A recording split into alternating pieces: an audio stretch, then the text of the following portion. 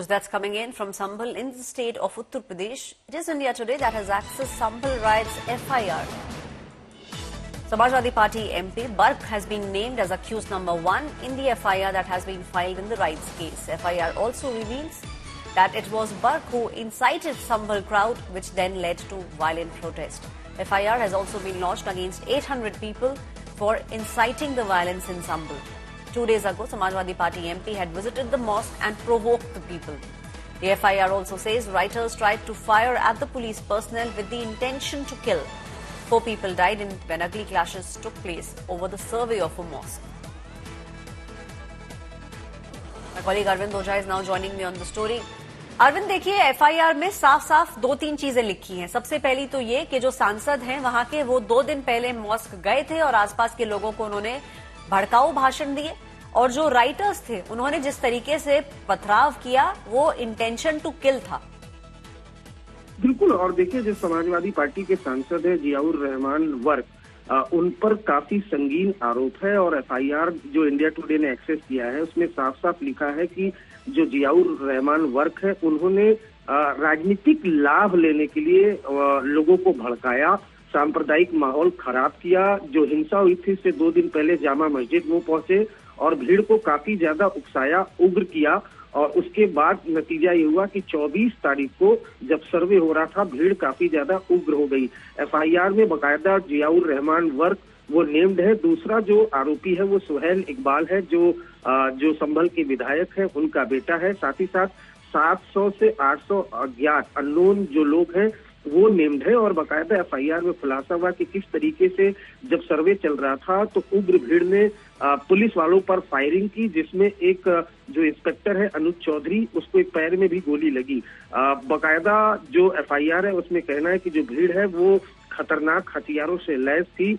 Police पर जान से मारने की नीयत से अटैक किया जा रहा था। पुलिस ने समझाने की कोशिश की, लेकिन चूंकि समाजवादी पार्टी के जो सांसद हैं वो 22 तारीख को बिना पुलिस प्रशासन की अनुमति के जामा मस्जिद पहुंचे थे और जो भीड़ थी उनको चार्ज किया। और जो सबसे बड़ा संगीन आरोप है कि एफआईआर में साफ साफ लिखा हुआ है कि राजनीतिक लाभ लेने के लिए सांप्रदायिक माहौल को बिगाड़ा गया, जिसके बाद 24 तारीख को भीड़ उग्र हुई और पुलिस वालों पर बाकायदा फायरिंग की गई, घातक हथियारों से हमला किया गया, जिसमें कई पुलिस वाले घायल हुए।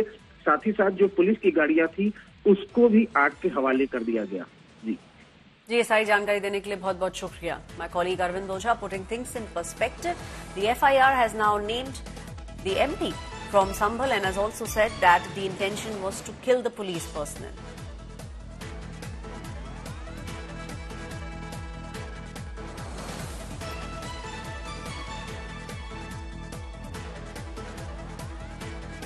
Now, tensions have been simmering in the state of Uttar Pradesh even 2 days after violence broke out in the Sambhal region. Now, there was a court order that said that there should be a survey of a mosque in the region. Now, Samajwadi Party MP Ziaul Rahman and Sambhal's MLA's son Suhail Iqbal have been booked by the police. So far, 25 people have been arrested and close to 7 FIRs have been lodged. The police is still continuing to collect forensic and video evidence of what exactly happened that day. Even large amount of weapons have also been seized by the police personnel. Police say that this was a pre-planned act. Deadly weapons were being used by the mob to attack the police personnel who were present on the spot. The police is also claiming that the mob attack was premeditated and this was done at the behest of the Samajwadi Party MP. Akhilesh Yadav, however, has hit out at the state government, accusing them of having a role in the clashes that broke out, and even claimed that the MP, Ziaul Rahman, was not even in Sambhal when this violence broke out. Union Minister Giriraj Singh, however, said that this is a practice that they do just for appeasement politics by the opposition, and this is an attempt to set the entire nation on fire. माननीय court का जो आदेश था उस पर उसके लिए वहां पर छानबीन करके जानकारी लेने गए थे, उन पे पथराव हुआ, गलत है। और वहां के नेता लोग जो कर रहे हैं उनके नेताओं को समझना चाहिए किस तरह से बच्चों को आग में न झोंके। कोर्ट के आदेश का पालन हम सबको करना चाहिए। ये लोकतंत्र है, लोकतंत्र को जीवित रखना चाहिए और आप लोग कृपया किसी तरह का दंगा ना करें, ये निवेदन है आप लोगों से। बहुत दुर्भाग्यपूर्ण है ये घटना।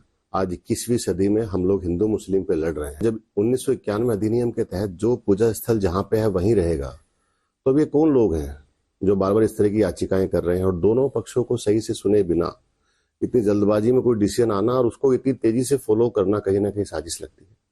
मैं माननीय न्यायालय से भी गुजारिश करूंगा कि इस पे संज्ञान लें। ये उपद्रवी कहाँ से आए, क्या इनकी प्लानिंग थी, कब से इन्होंने ये प्लान कर रखी थी, कब का ये गुब्बार था जो इस तरह का उन्होंने जो अगर कोई सर्वे की टीम गई है और सर्वे करके आ रही उसमें कोई ऐसी आपत्ति का विषय था भी नहीं और उसको शांति से होने देते, लेकिन वहाँ पर इस तरह का माहौल पत्थरबाजी ये सारा माहौल नहीं होना चाहिए। कुछ ना कुछ जरूर ऐसे शरारती तत्व थे जो माहौल को खराब करना चाहते हैं, प्रदेश की कानून व्यवस्था को चुनौती देना चाहते हैं। जो मुकदमे लिखे गए हैं उस पर सरकार उसमें जांच करा रही है, जांच कराई जो सामने आएगा, जो गुनहगार होंगे वो बख्शे नहीं जाएंगे, सरकार इसको लेकर सख्त है।